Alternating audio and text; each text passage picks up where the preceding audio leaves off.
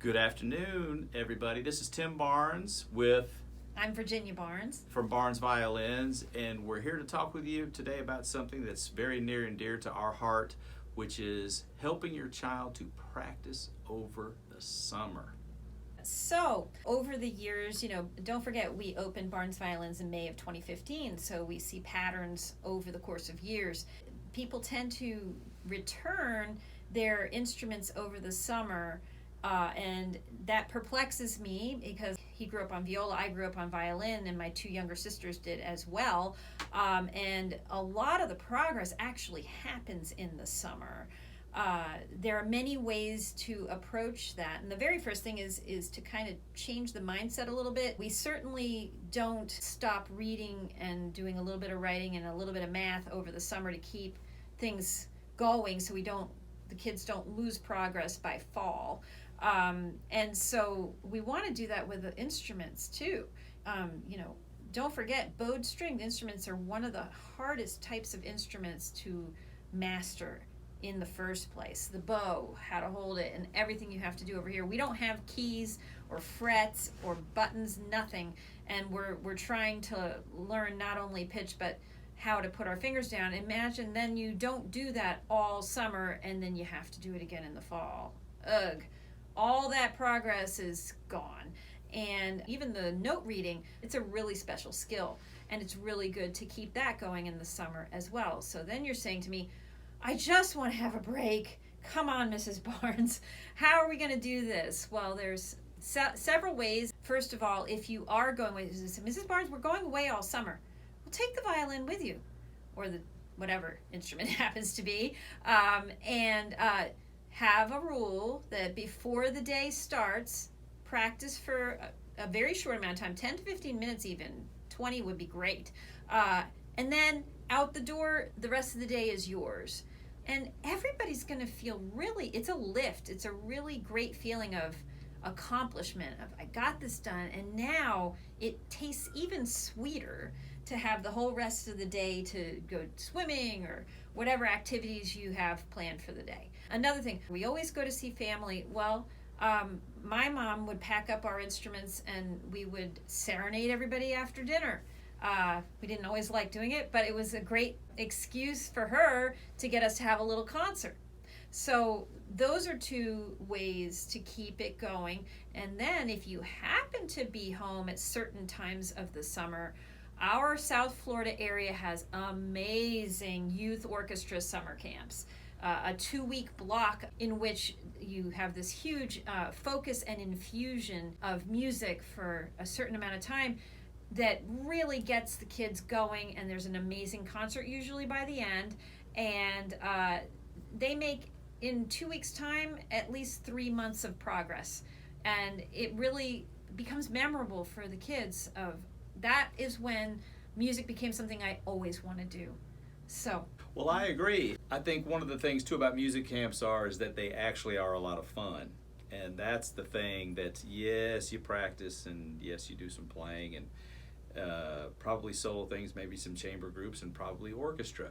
But the cool thing to me really was when I did it in my day, along with getting better at your instrument, was I really loved the people. And it was just a lot of fun. Just had a great time making music and with friends and still having fun, playing some sports, doing other things while at camp and, all that kind of thing. So really a fun experience. And outside of some of the pressures of school and in some respects, I think even maybe a little less of the competitive aspect, because the emphasis is really more on fun and enjoying yourself. And as Mrs. Barnes said, great memories from things like that. So I really agree. If you improve as well, there also are great choices nationally speaking. There's some great music camps around the country. If you're a little more serious and are committed to a little longer time and old enough that you're comfortable being away from home and out of state. So even if you don't do a whole lot of playing over the summer, if you can keep pretty consistent with everything, you begin the fall then really with your A game, because most of the time there's going to be some type of audition for seating or something like that for youth orchestra, if not for school and other things, and not to mention things like all state, all county, federation, things like that, that you really can improve with just marginal adjustments. A little bit of just steady practicing really counts for a whole lot. If you wholesale 3 months and don't touch your instrument for 3 months, you're really kind of starting over with everything. So at the end of the day, rather than it feeling like a chore, it really can become kind of more of a source of inspiration.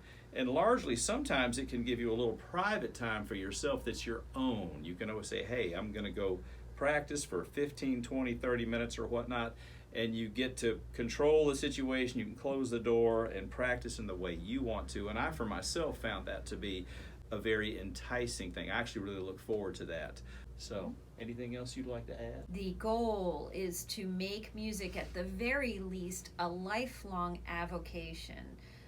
Some people will become musicians, some people will become music educators, but the vast majority, if music can be in their life, all their life, that's what we're trying to do. And having consistency across the years, from whenever they begin as a young person all the way through high school, it's kind of our job as parents to help that investment and that gift of lifelong music playing. I totally agree. It can be tough in the moment sometimes, but I'm going to say this, that most kids are not likely to practice without parental involvement. So it doesn't mean, and I as a parent say, I know there's plenty to do already, and the list is very long and exhausting, and so I also then have to be in charge of helping my kid practice their instrument. But the thing is that really there's a huge payoff with this, and it doesn't have to be like a huge thing. If you can help your child and be involved enough that you can help them invest even a few minutes, 15, 20 minutes a day, but consistently pretty much every day or 5 or 6 days a week at least or whatnot, it really pays off over time. The rewards are really inexplicable. It doesn't feel like it at the moment because it's then another thing I have to kind of get in there and fuss with my child about and whatnot. But we have come out the other side with this. It's worth it. So we highly recommend it. That's all we have for you today. Make sure you like and subscribe to Barnes Violins. We are your resource, guidance of all of this. Please comment below if you have any questions, or just reach out. You can call or text us, email us anytime. Thanks very much.